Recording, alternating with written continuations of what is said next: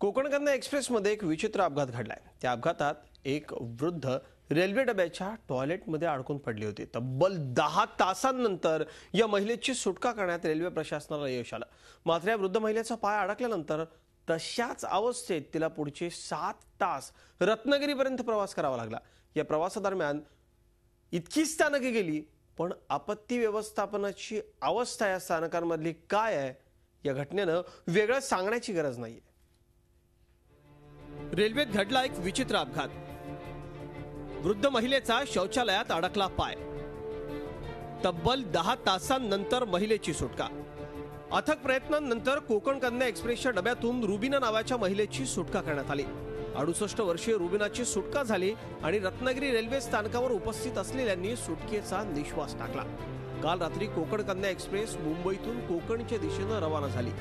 प्रवास करणाऱ्या एक ज्येष्ठ महिला पनवेलच्या पुढे बोगीतल्या टॉयलेटमध्ये गेल्या असता त्या तिथं पडल्या आणि त्यांचा पाय अगदी मांडीपर्यंत त्या टॉयलेटच्या होलमध्ये अडकला। ही घटना रात्री 1 वाजता घडली आणि या आजी अशाच पद्धतीने अडकलेल्या अवस्थेत प्रवास करत राहिल्या। या आजींच्या बरोबर प्रवास करणाऱ्या पतीनं याची खबर कोकण रेल्वे प्रशासनाला दिली, पण या आजींना काढता येईल अशी कोणतीच यंत्रणा कोकण रेल्वेच्या मार्गावर उपलब्ध झाली नाही। अशा अडकलेल्या अवस्थेतच या आजींना रत्नागिरी स्थानकात आणण्यात आलं।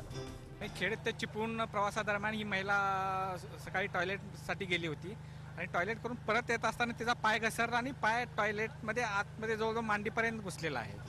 इथं उर्वरित ट्रेन पुढे पाठवून ही बोगी इथंच थांबवून ठेवण्यात आली। मात्र तोपर्यंत 11.5 तास उलटून गेले होते। या आजींचा टॉयलेटच्या होलमधून बाहेर आलेला पाय बाहेरूनही दिसत होता। यानंतर या आजींचा पाय बाहेर काढायला शर्थीचे प्रयत्न सुरू झाले। सगळी यंत्रणा जागी झाली। वैद्यकीय अधिकारी सज्ज ठेवण्यात आले। मात्र पाय इतक्या विचित्र पद्धतीने अडकला होता की बोगीचा पत्रा काढण्याशिवाय पर्याय उरला नाही। तब्बल 11.5 तासांच्या शर्थीच्या प्रयत्नांनंतर कोकण रेल्वेचे अभियंते, कामगार आणि रत्नागिरीच्या वैद्यकीय क्षेत्रातील जाणकार मंडळींनी अतिशय कुशलतेने या आजींना कोणतीही दुखापत न पोहोचवता बाहेर काढलं। मैं बाथरूम में जा रही थी ना, तो पैर फिसला तो सीधा इसके अंदर चला गया। मेरे को बहुत दर्द हो रहा था। ऐसा कोशिश की है बहुत लोग ने भी निकालने की, लेकिन फंस गया तो नहीं निकल रहा था। त्यानंतर या आजींना अधिक उपचाराकरता रत्नागिरीच्या जिल्हा शासकीय रुग्णालयात दाखल करण्यात आलं। तब्बल 11.5 तास अडकल्यानं त्यांना मानसिक धक्का बसला होता। मात्र या संपूर्ण काळात आजींनी दाखवलेलं धैर्य आणि संयम निश्चितच वाखाणण्याजोगा होता।